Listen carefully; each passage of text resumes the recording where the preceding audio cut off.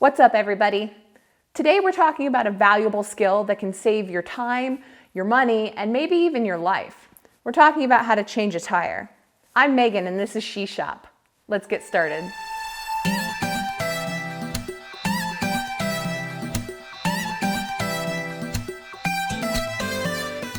It happens to everybody. You're driving along, minding your own business, and bam, flat tire.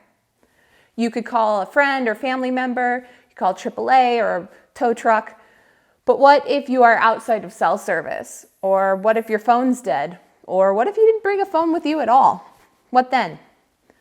Now, every horror movie I've ever seen says the correct answer is to throw on a pair of heels and take off into the nearest forest so that you can be kidnapped by a crazed murderer. But I think it's a little more prudent to just throw on a spare tire and be on your way. Jokes aside, I think that knowing how to change a tire is a basic but essential skill for everybody, whether you're a driver or just a passenger. That's why today I'm going to show you how to perform a roadside tire change using the equipment that is probably already in your car. Let's get started. Before you can get started changing the tire, it's important that you're pulled over to a safe location. Ideally, you want to be on a solid, flat surface away from traffic. This is true for any task that requires you to lift your vehicle off the ground. Sloped, soft, slippery, or otherwise unstable surfaces are not safe places to lift your vehicle, especially when using an emergency jack. If you have to drive on your flat to get to a safer location, turn on your hazards and go slowly. When you're in a safe place, you can gather your tools. Most vehicles have a spare tire and emergency tools in the trunk, but it's a good idea to know where these things are ahead of time before you're in a situation when you need to use them. That information should be in your owner's manual. Here I've got the lug wrench and emergency jack that came with my car. The first step is to set your parking brake. This will help prevent your car from rolling away or falling on you. Before you lift your car, you're going to want to loosen your lug nuts. Don't remove them all the way. You just want to crack them loose so you're not yanking on them while the car's in the air. This is a good place to note that some cars have plastic covers over the lug nuts. These are easy enough to pry off with a key, but I'd recommend throwing a flathead screwdriver in your glove box if your wheels use this kind of setup. It'll make your life much easier and preserve those covers. Once you've got that done, you can go about lifting your car. You're going to want to look under your car and find a safe place to put your jack. Most modern cars have little spaces where you can safely apply enough pressure to lift your car. This is another thing you can look up and know about your car ahead of time. Place your car under the lift point and slowly begin lifting. You'll want your flat tire to come all the way off the ground.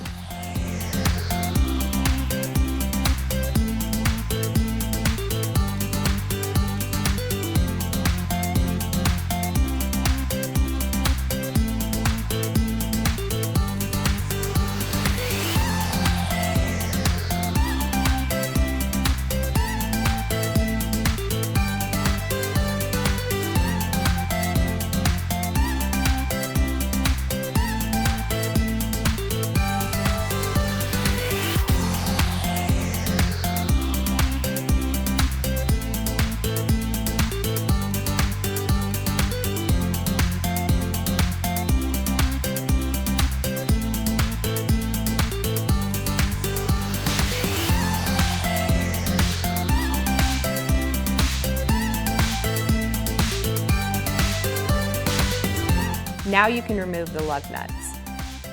When you pull off the old tire, you'll want to make sure not to damage the bolts that it hangs on.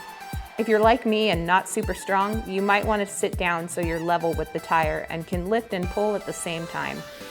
Pro tip, keeping a piece of cardboard in your trunk can save your jeans.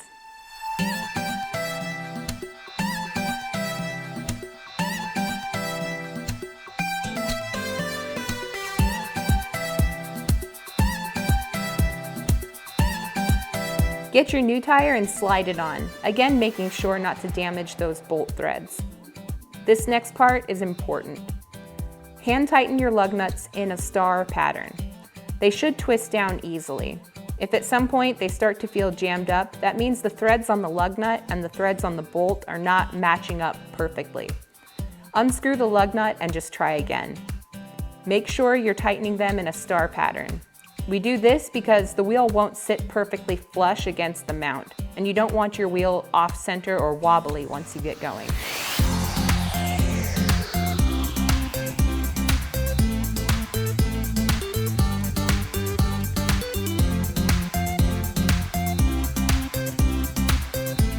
Once you've got the lug nuts hand tight, you can use the lug wrench to finish the job. Just remember, always tighten in a star pattern.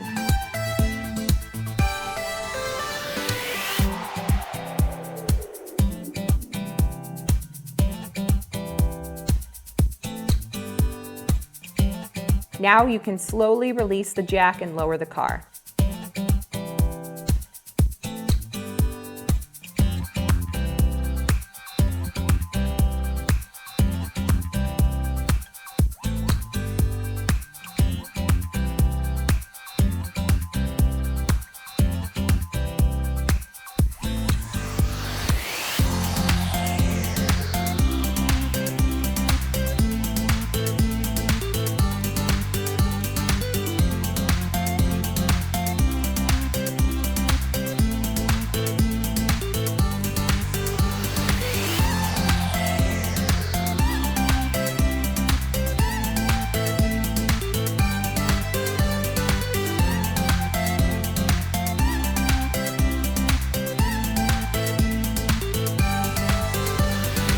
Once the car is back on the ground, go around and tighten your lug nuts once more and make sure they're nice and tight. Most manufacturers recommend around 90 to 110 foot-pounds.